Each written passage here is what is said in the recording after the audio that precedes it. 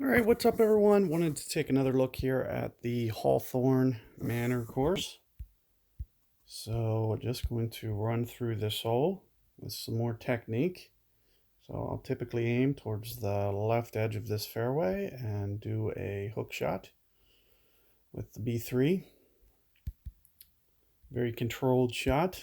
Now, typically this will play maybe with my set 2-iron 20 yards uphill or so. With the grabber in terms of where it's going to land, about 20 yards short. So if I'm at 28 yards with a little bit of a headwind, this is going to get there. It's going to be just a little bit hot. So I may just take off a hair here, and I won't try to get too aggressive towards the right because you see there's not a lot of green to work with over there. To get somewhere around here, a couple percent. 98%, and you can see right around pin high, and we just tap that one in.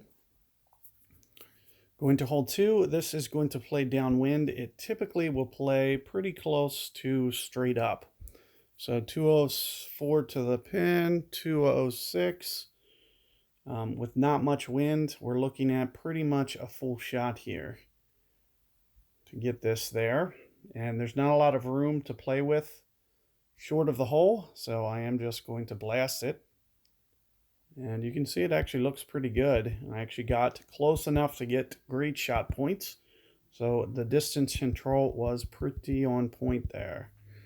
Just came in just a little bit hot, otherwise we would have had ourselves a nice hole-in-one there.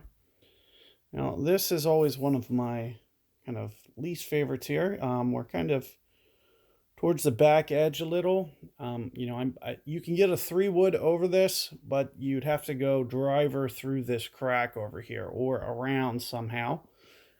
This is kind of a wind when it's left to right. Like if it was left to right, I'd probably go for it. But since it's right to left, I'm not going to try to thread it through here because I'm going to need some kind of fade back to kind of keep it on plane. So instead, I'm just going to push it out here and just aim towards the center of the fairway.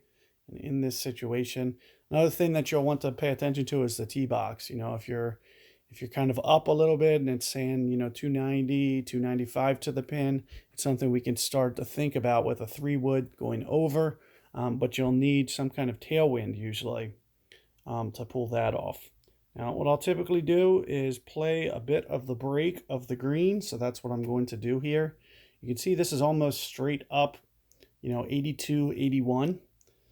So 81 is the club. We're going to need to take off because of the wind. So I'm thinking 90, a little bit less than 95 probably. So let's see what this is. 93, it's still coming in a bit hot. Right around 90 would have probably been a little bit better. But nevertheless, able to get that one very easily and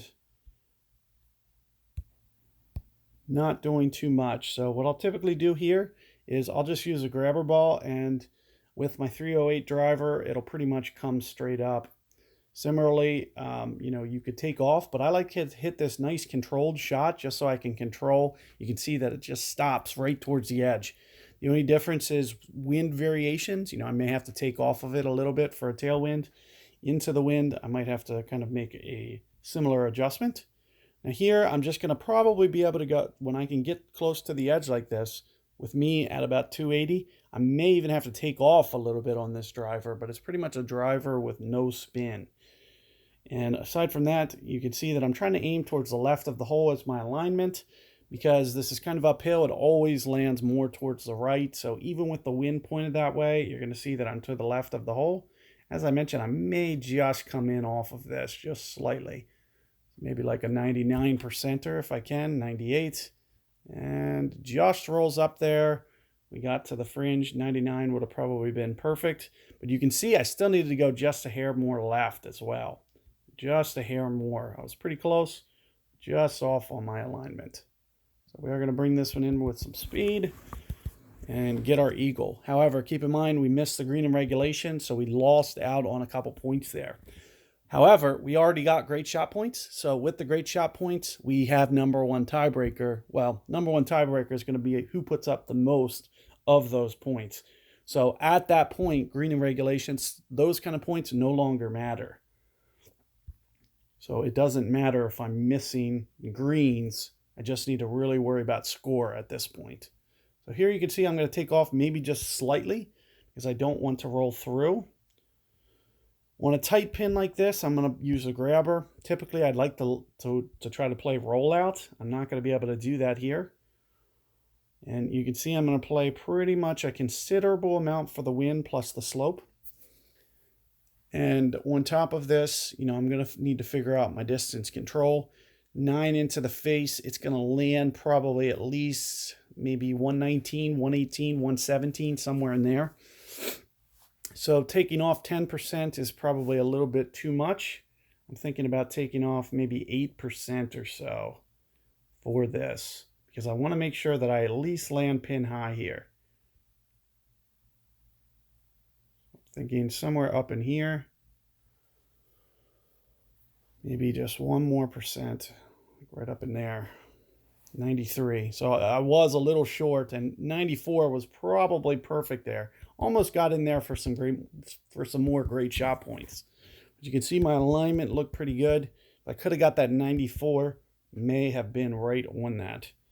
So this is kind of one of my least favorite wins. This is really makes this pretty much as hard as possible.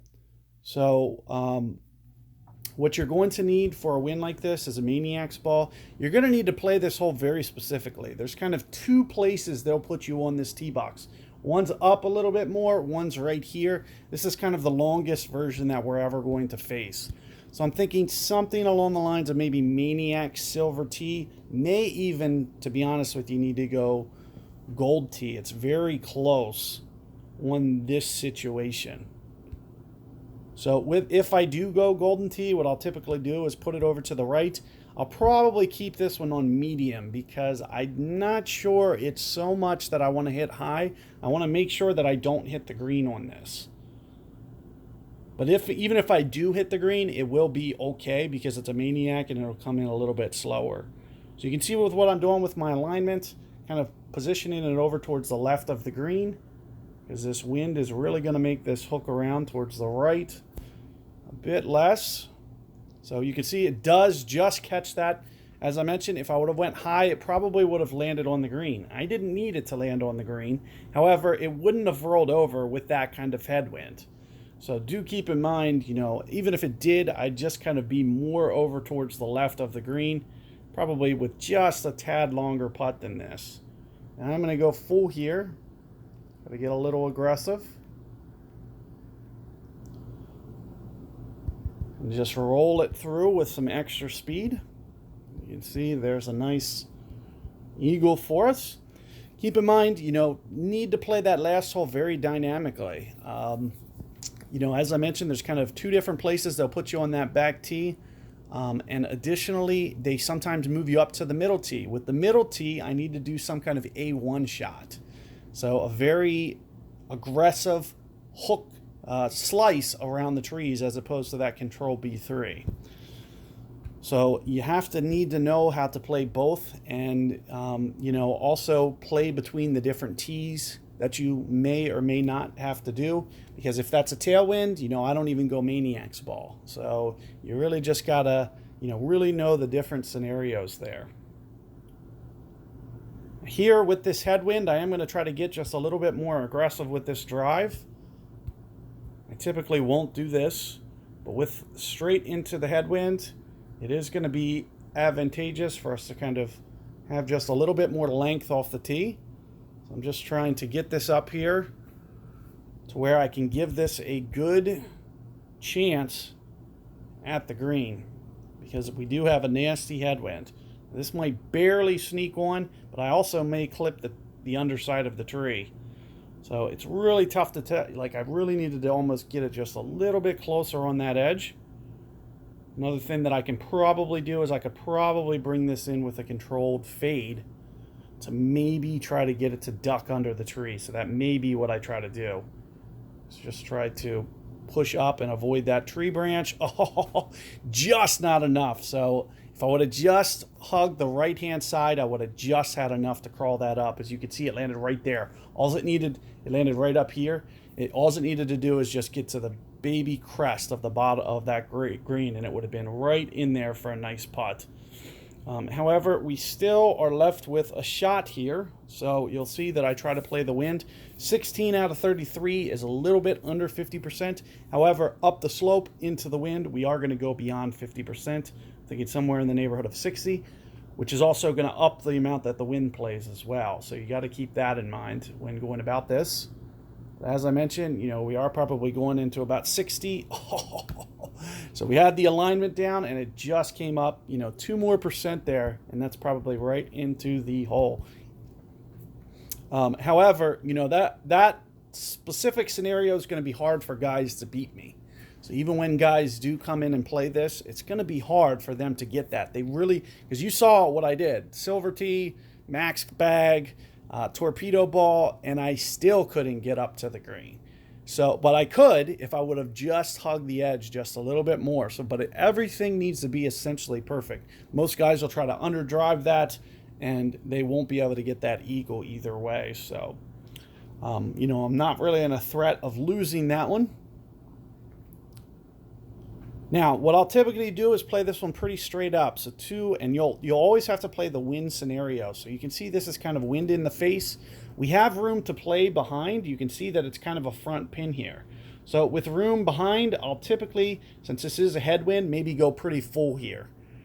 But as I mentioned, you'll want to play more wind specific. A 244 club pin, no wind, full power would probably be pretty ideal. However, you got to consider I'm into the wind. It's going to at least affect 5-7 yards here. Plus, I'm going to try to land a little bit long and bring it back with a grabber. So we are trying to get just a little bit long here, as I mentioned, because there's no real threat. You can see it comes back. That comes back almost about 5 yards, and it's actually pin high. So if I would have got that wind play down, may have got some more great shot points.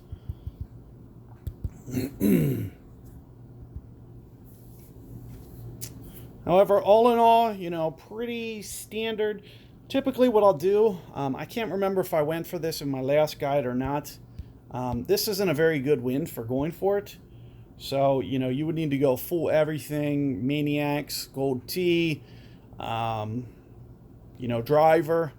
You're really up against it, and it might barely, you'd have to put that driver up on the highest setting, and it might barely get there with this wind scenario.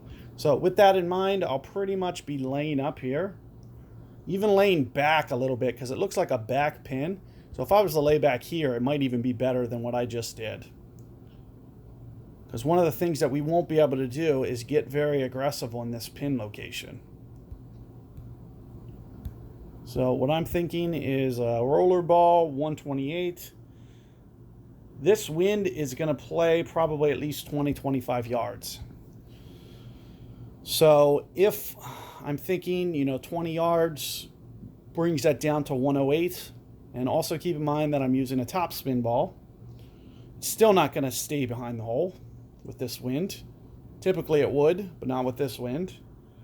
So I may be able to come in 10% on this, but I may still try to play this a little bit aggressive. As I mentioned, less 20 yards is maybe 108.